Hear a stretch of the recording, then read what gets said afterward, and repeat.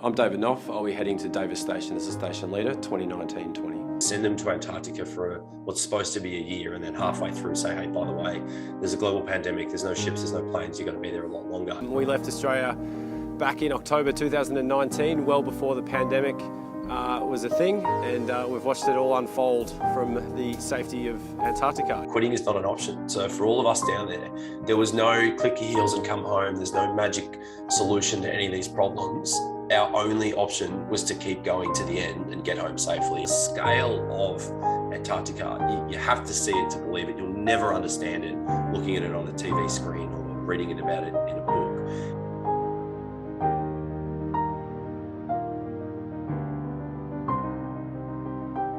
Alrighty, g'day. Welcome back to another episode of A Lot to Talk About. It is your boy, the captain of the ship, the man in charge, Bradley J. Driver. Of course, you guys can call me Brad.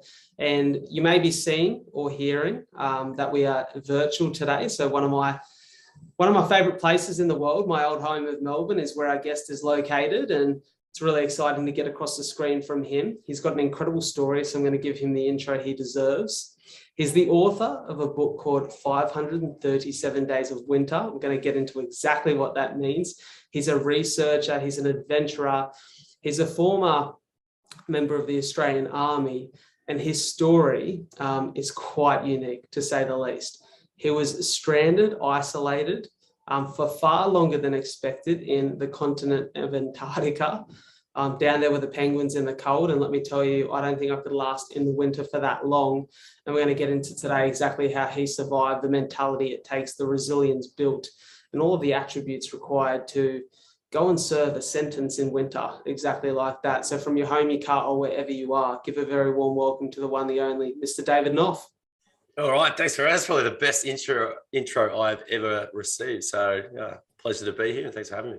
Mate, the pleasure's all mine. Your story's incredible, and as soon as I seen it, it just clicked that I was like, this is such an interesting conversation. And, you know, before we dive too much into exactly what got you there, the first thing that was, I guess, really on the front of my mind, you know, sort of seeing the title of your book and seeing the adventure that you've been on, is what exactly does one learn in 537 days of isolation? Geez, you learn a lot. And that was one of the things that myself, so it was a team of 24 expeditions. We got stuck there for the winter and then had to do an additional summer season thanks to the pandemic and a whole range of other logistical impacts on the Australian Antarctic program, mostly thanks to COVID. And what we really learned was knowing your own motivations and knowing what makes you tick and your own why will help you get through anything. And everyone rose to the challenge. We all had our moments. We all had our days where we just said, Jesus, when's this going to end? Are we actually going to get home as planned? There was a lot of uncertainty, and focusing on the here and now, the classic kind of sphere of control side of your mental health. Right, what can I control? I can control what I'm doing today, what I'm wearing today, where I'm going. And myself, I was the station leader, so I had a lot of control over, okay, we're going to do this next week, or even just the season or the plan would dictate, all right, this is what we do next. Let's focus on that. Let's take it one day, week, month, and kind of season at a time, so that when the end does get here, we've left the place in good repair and we can go home as a team. Yeah, definitely. There's so much to unpack here that you could almost be sitting here having a conversation all day. The one thing that I guess really pricks sort of my ears up hearing that, and you know, learning on the go as you're in that situation. Obviously, it wasn't planned. It's something that sprung on you at a certain point in time in that expedition. I had a recent guest on the podcast, Rich Davini, retired Navy SEAL, and Rich was speaking about the Navy SEALs and what makes them successful at what they do. And he said that the Navy SEALs aren't expert marksmen, or, you know, they're not expert scuba divers, or basically they're not even expert military men. What they are they masters of uncertainty. And I think, you know, your past career in the military would definitely breed those attributes and traits into you. How much did that former career and that life in the Army serve you on this expedition with the uncertainty that you faced? Yeah, I mean, that's a good way to put it. That really, I mean, we signed up for 12 months, and you know, and before that, the Australian Antarctic program had always run relatively to plan. There'd been issues in the last sort of 20, 30, 50, 60, 70 years of the program with different things happening, but they'd never had the amount of challenges that we faced, myself and the other stations and the whole program in 2020 with trying to get everyone home safely and keep the program going. So there was huge amounts of uncertainty. I'd had a career in the Army before this, and also a longer career with foreign affairs and trade, working at Australia's embassies around the world, but again, in conflict zones and often working very closely and alongside Australian Defence Force. So you're right that my experience there had always been, in my professional life, there really wasn't a lot of certainty. That in the war zones, you were at the whim of the political tide of the day, the conditions in the actual conflict, or the periphery of the conflict itself. So you're always quite reactive. Now, you've always got a plan, and that's probably something that, again, that Navy SEALs and any other ex-military person would talk about, is you'll always have 3 or 4 different plans on the shelf. Like, if this happens, we do that. If this happens, we do that. And then if this happens, and this happens, then we do this, and this. There's always a plan for the uncertainty. It's one of the best ways to help deal with it, so that no matter what happens, you are going to the shelf and kind of getting and adapting some sort of plan, rather than just, oh my God, we've been extended for another season, or oh my God, this has happened and we've lost this asset and we've lost this.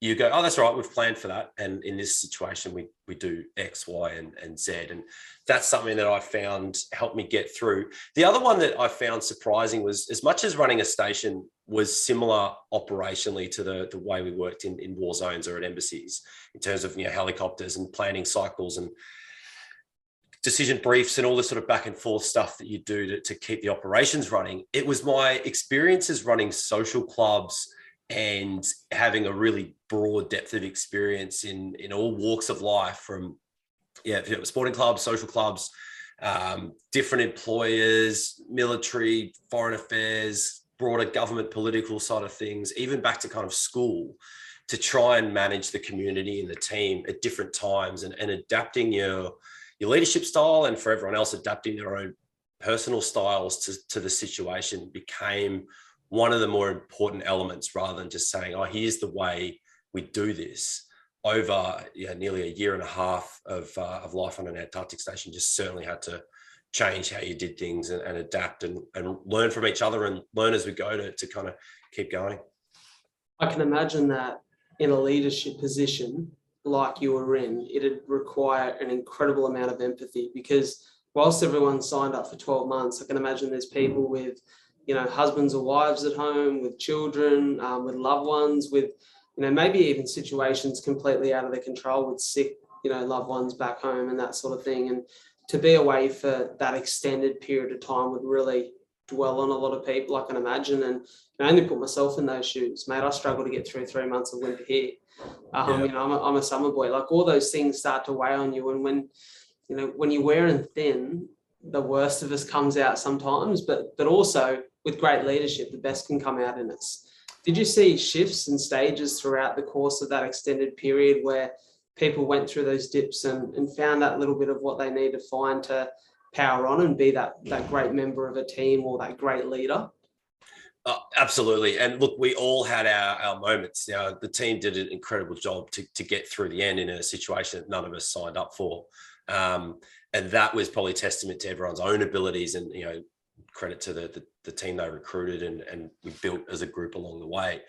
But at those, the thing was, when we were told, hey, you're now going to have to stay a lot longer, we can't get ships or planes down to you as planned, you're going to stay another summer season, and it hit us like a freight train. And for as much as we could understand that as a group operationally, what we had no control over, or the other side of that, were the wives, girlfriends, kids, dogs, cousins, friends, families back home who didn't understand it. And for a lot of them, and certainly we all got a lot of questions from people going, well, why not this? Why aren't you home? You said you'd be home by Christmas, or you said this, and you're not here, you're missing another birthday, blah, blah, blah. And the other thing on top of that is, remember, a lot of this all happened during 2020. So people back home were completely lost as well, hoping that, oh, okay, I really need this other parent back in the family. I'm at home homeschooling 2, 3 young kids or whatever it is. And all right, my husband or wife is down in Antarctica. That's fine. They'll be back at the end of 2020 and we'll get through this. And then we had to ring up and say, hey, by the way, not coming home as planned. I'm going to stay in Antarctica. Then you have to stay at home, homeschooling and working and keeping the family going for a bit longer.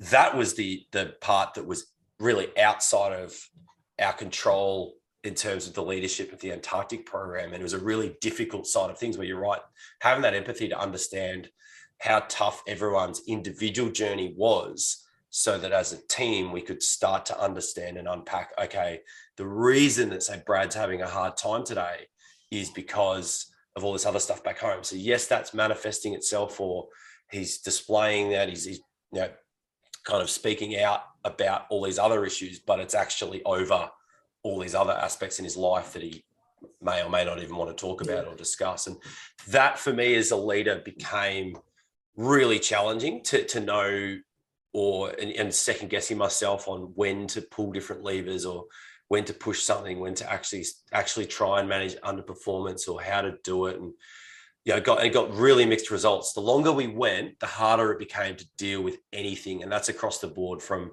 social aspects between different team members to myself in the leadership role and the other members of the leadership team as well. To have to deal with something became this challenge of, okay, what sort of response am I going to get? How close to the end of their tether is this individual, or is this team, or are we as a group? And the darkest and hardest times were in the second half of 2020, when we knew we'd be coming home sometime in early 2021. We weren't exactly sure when.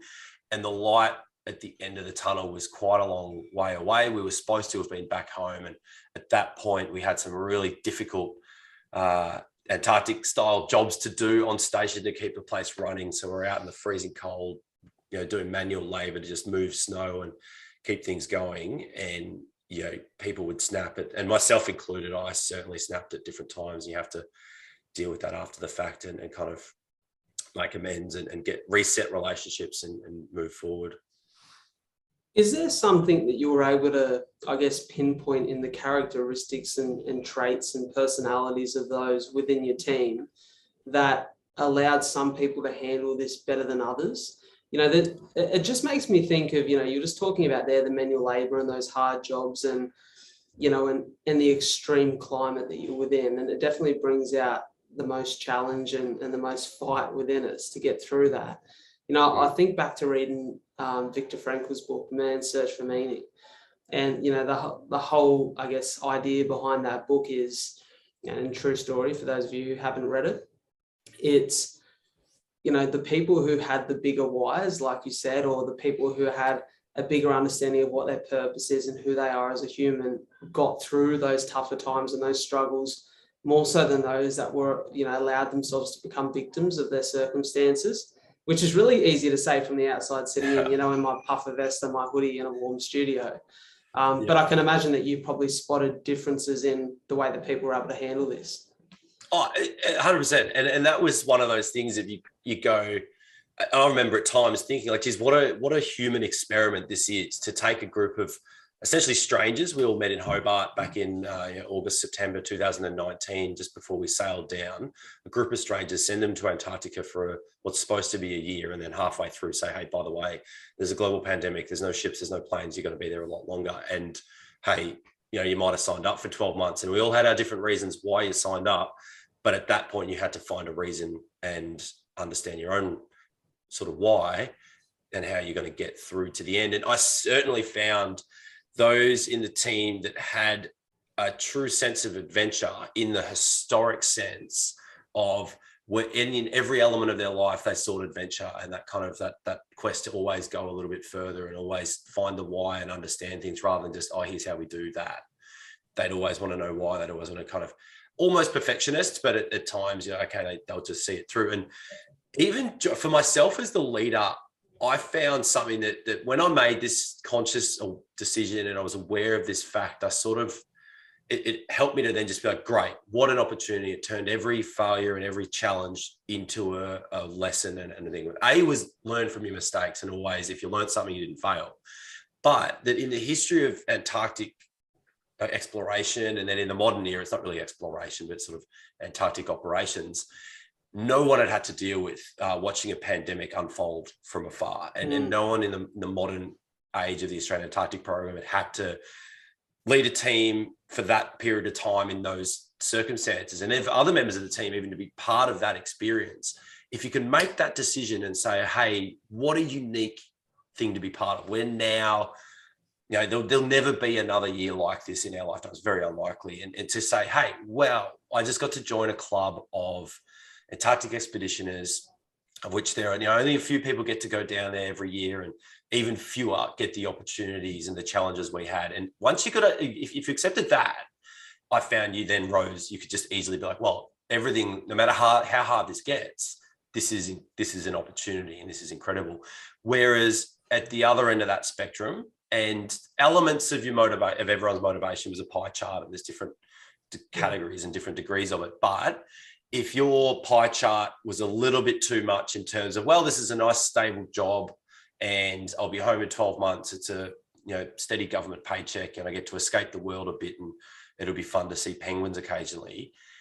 If you were motivated by that, you might have got through 12 months, but pushing it far beyond that, I think pushed a number of the team to the limit. And then to link back to the book as well, there's a key chapter right in the heart of the book called Quitting's Not an Option, where we really go through the ethos and the mentality behind what made some people rise to the challenges and others struggled to really get through the crux of our predicament. Mate, I love that. And there's a quote that sort of come to front of mind as you were saying all of that there. It's that pain is inevitable, suffering is a choice. And, ultimately everyone's experiencing the same things, but the way you look at it and the lens that you look at your situation through definitely changes things. And it sounds like you look through it, I can imagine, tested at times, but as you said, through a lens of gratitude and opportunity. And I'm so glad that you're able to come away from that. And, I'm looking forward to post-podcast diving into the book and reading some of those lessons. Well, I'm really tempted to ask about post-expedition because I know that coming back into the world in a really unique time is quite interesting. But I think before I do, I'm probably more curious to go to what exactly is the reason to go to Antarctica and go on an expedition, because like you said, so few people do it every year.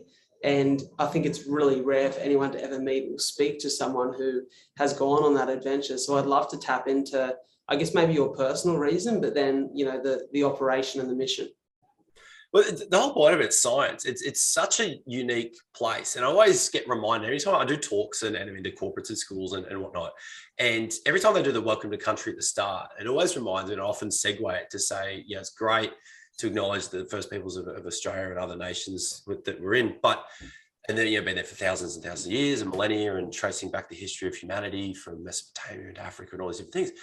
We've only been going to Antarctica for 200 years. That's it. From the first sightings of whaling ships, a couple hundred years ago, that's it. The penguins and seals and whales and environment down there was completely untouched by humans. And only in the last 100 years have we really started going down there in a big way. And the Australian permanent presence has been there sort of 75 years now we've got 3 main stations down there. So it's this snapshot of science that you can get down there, and some of the ice core samples they're able to retrieve out of the glaciers. You're talking nearly 1 million years old and hundreds of thousands of years of just time capsules of ice with compressed air that you can test the atmosphere of what the Earth was like up to 1 million years ago and longer in different ways. This sort of science is just so cutting edge and so critical to understanding the history of our planet, to predict the future of it and understand what we're doing to it and the impacts. And then mapping the glacial retreats, the glacial extents, the sea ice, the penguins, understanding the effects of climate change on the sea ice, and then species like emperor penguins that rely on sea ice to breed. They don't breed on land. They need solid sea ice. Every year that's slightly different and changing. What's the future of these species that, again, until a couple of hundred years ago, humans had never really come across. And now all of a sudden, in that short period of time, the effects of what we've been doing with the rest of the planet since the industrial age have started to have an impact. So that's the science side of it. The individual side of it for myself and most of the team, and pretty much anyone goes down there, it's the opportunity to go down and even see it, to see icebergs, that'll tower above ships and the stations, and these ice cliffs, hundreds of feet high, just straight out of the water. The scale of Antarctica, you have to see it to believe it. You'll never understand it looking at it on a TV screen or reading it about it in a book. When you see the size of these glaciers and icebergs, you're just blown away. And then seeing the seals, penguins, whales, and everything in its own habitat, just completely free range, untouched, out there having an absolute ball. And things like orca whales and everything in their natural habitat are just, you could watch them for hours as they try and flip seals off icebergs and mess around in the ocean like it's their own. They're an absolute apex predator if there ever was one. So that's the sort of, that's one reason to get down there, and certainly gets people going back.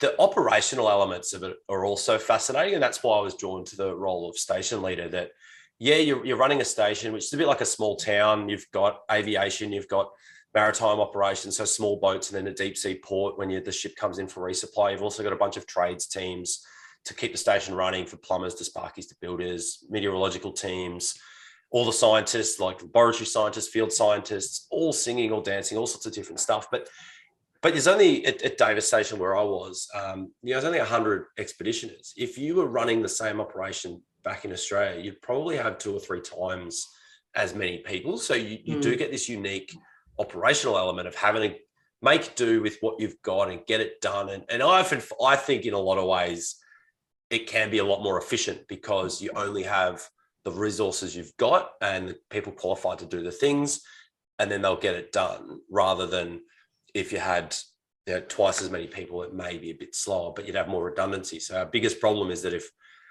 for instance, say one of the pilots, trips over and breaks his arm in the gym, all of a sudden you don't have a pilot. And at times we only had 2 pilots out of 3, and the helicopters generally have to fly in pairs. So you start to go, ooh, whereas back home, helicopter pilot breaks his arm, you just get another one in, and that's it. You call Tom Cruise, yeah. You call Tom Cruise. You know what, mate? I'm so fascinated because this is, like I said, this is such a unique opportunity, because it is so rare that you'd ever hear of someone's firsthand experiences in this environment. Was this your first expedition to Antarctica? No, I've been a few times. The first time I went down was on a small sailing boat out of South America with a bunch of mates. We went mountaineering and split boarding down the Antarctic Peninsula, which was pretty unique, but an incredible opportunity as well. And it wasn't work, so that was the only time I went down. It was just completely for fun. As hard work as it is crewing a 63-foot yacht with 9 people, you work quite a bit to keep that going, and certainly.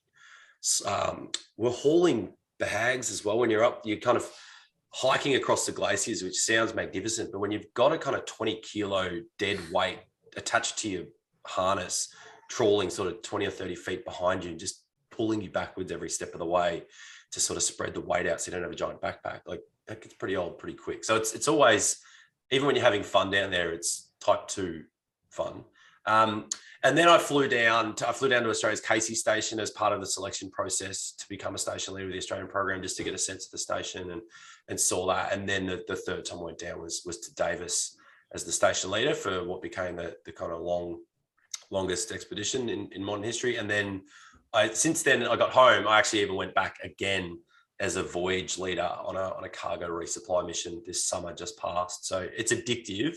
And every time that I've been down, it's to a different station and in a different capacity. And I think that's something that there's so many different jobs down there and different roles and different locations that are so diverse and so different. I mean, it's bigger than, the ice sheet itself is bigger than Australia. So you think of how diverse Australia is. It's not like, oh, I've been to Melbourne, I've been to Australia. Like, no, you haven't. You haven't seen huge amounts of it. Antarctica is kind of the same. There's so many different parts. But you'd be surprised how many people have been. Every time I talk to a crowd, I always ask, hey, who here's been to Antarctica? And if not someone in the crowd, their uncle, auntie, brother, cousin, or best mate has been down either on a tourist cruise or worked at one of the Aussie stations. So it's pretty more common than you think. Yeah, that's fascinating. It's, I think there's something about that's probably going to change now. People like you are sharing their stories where more people are curious to go and actually explore it and get an idea of it. Being there, I can imagine that you learn things, the isolated nature of Antarctica, Probably the simple yet brutal nature of that climate and environment would teach you a few things about the world. What would you say? Would you say you've seen the world different when you come back into society at the beginning of 2021? It gives you a different perspective on things. I certainly found, down there, life's pretty straightforward, but it's also very critical. So if someone doesn't do their job, if you don't work as a team to keep the place running and get it together, the impacts are immediate. And and you're also we were there longer than expected. So we were okay. We had enough food and fuel to get by, but there was a lot of resources we started running out of. So it became quite efficient that instead of buying people Christmas presents, you're making them out of scrap metal or scrap timber. And you got very creative. And that was something that you don't see back here in terms of society became pretty wasteful and single use. Now we're slowly getting better at some of these things, but there's so many other elements of modern society that are just terrible environmentally. So you're pretty good down there. And that was hard to readjust coming home and seeing the amount of litter and masks and cups and all sorts of stuff all over town. And the biggest challenge though, when I came back to Australia, we didn't get back till April 2021. Now we're kind of in the eye of the storm of COVID, I think, at that point now, looking back, and everyone was struggling to readjust and unsure of what the future was going to hold. They didn't know it was going to hold more lockdowns, but understanding the trauma that everyone back home had been through was my biggest challenge. Here I was, and for my team as well, trying to readjust to the world and unpack what we'd been through and find our own place in the world. Everyone here had been through, especially in Melbourne, had been through this horrendous traumatic experience with the lockdowns and losing jobs or re-rolling or working from home and homeschooling with kids, that I found that hard to understand exactly what life had been like back here, which was really different. Yeah, I bet. And that's, like I said before, it probably requires heaps of empathy, because in your head, the world doesn't really understand what you've just been through. But then you're coming back into a unique situation as well. Yeah, it was, and that was something where I'd find at times when I'd sort of just mention, I'd start telling my story, and a few people needed to get their own story out first. And then you kind of have this funny thing of like, okay, all right, I'm just going to shut up and I'll let you go, because you clearly need to talk about it more than I do. And then when it came to lockdown 2 or lockdown season 5 or whatever it was in late 2021, that was when I really sat down and wrote the book, just to get it out for myself, to go, okay, I need to unpack some of this and write it all down, and started working with different publishers to try and make sure we wrote the right book to tell the right story, and worked with a number of my team to fact check it and make sure that just the historical record of what that was like for us to go down there, watch the pandemic, and then come home and readjust was captured in a book. And then the leadership challenges and the mental health challenges and everything we added sort of on top of that to give the book that fully rounded picture of just what it was like as an experience. Did you, in the process of writing the book, you hear guys like Matthew McConaughey, who with his book was going back on old journal recordings. People leave voice notes or make video diaries at certain points in an adventure like this. Was it you going back and accessing the memory and speaking to crew members, or did you have some sort of practice along the way? It was pretty fresh, so most of it was still in my mind. I did have my own journal entries and notes. And then, in the modern age, half the time, if I couldn't remember the date of something, I'd just go to my phone and look for a photo and be like, oh, cool, that was, 21st of April or whatever it was. And there's a photo of that particular field trip or that particular event. And then you go, okay, great, no worries. And again, with email as well, you just go back and check your emails or your messages so there was a lot of those little things there. And then, like I said, when we got to the latter stages of the book, it's obviously a very technical operation down there to keep the station running and to do a lot of the scientific work and other things. So I had a number of key members of the team fact check events and stories to be like, hey, this is what I remember. This is what I've written. This is what I've got. What are your thoughts? And really, there wasn't too many changes. Occasionally they'd come back and or they'd understand why I'd had to change it. There was elements that we had to simplify. You just can't explain very, very complicated Antarctic operations to someone that's got no experience in it in a short amount of time. So there were bits that were changed, and they'd just say, yeah, that's how you would explain that. And that's fine. Mate, I love it. Hey, we'll come to the part of the show, which is now a consistent theme. And I never had a consistent theme before, but about a month ago, I thought, you know what, I'd really enjoy a podcast where they kind of always have this one constant note of the show that you can kind of look forward to. And so what I've done is I've crafted 5 questions that I feel are somewhat applicable to every guest and, you know, any walk of life. And it's almost the perfect conclusion to an episode, but it actually serves as a great trailer, and I upload it separately as well. So I want to dive into those questions with you and go through them relatively rapid fire. So the first question is, if there's one book or one podcast that you'd recommend listening to or reading, what would that be? My recommendation, well, obviously my book, but Into Thin Air by John Krakauer, I think is one of the best adventure books ever written. And also it's got a lot of controversy around it as well in terms of his account of things. So it opens up a can of stories for you to then delve into and read the different accounts. I think for anyone who's interested in a bit of adventure, that sounds like maybe one to line up just after yours. The second would be, what's one skill that you'd recommend mastering that significantly improved your life? Self-awareness. The more you can be self-aware of your own actions and their impact on others, and then be critical of your own actions in terms of giving yourself feedback, to have that awareness. If you can master that, the world's your oyster. You know what? I love that you say that, because a conversation amongst my group of mates recently is self-awareness is almost like a game of short-term pain for long-term gain.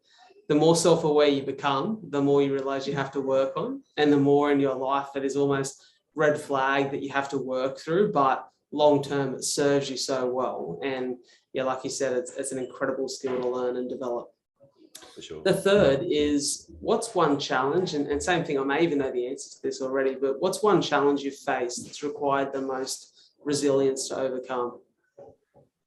Well, I mean, being stuck in an Antarctic station during the pandemic was pretty rough, but inside that challenge was leading a team and even being part of a team that didn't want to be there anymore. And we were all there far longer than anticipated, with more challenges than we'd ever expected. And that was something, a challenge that we didn't sign up for, but we were given, and then having to find your way through that and rise to the occasion was tough for all of us. And I love what you said in the episode, like finding your why is probably the biggest way to overcome that. Mate, the fourth one is there a daily habit or ritual that forms part of your routine, be it in the morning or the evening, that sets you up for success in life? Yeah, I like to just get out of bed for your own reason. Don't get out of bed to go to work. And for me, that's get out of bed and do 10 push-ups. And it's that simple. If you did nothing else today, you did 10 push-ups, keeps your arms nice and good, and gets a bit of blood flowing. Throw in a few stretches at the end of it. And often at the end of that, you go, you know what, I'll turn this into a proper workout. I've got time, I'm up early enough. And that's a habit.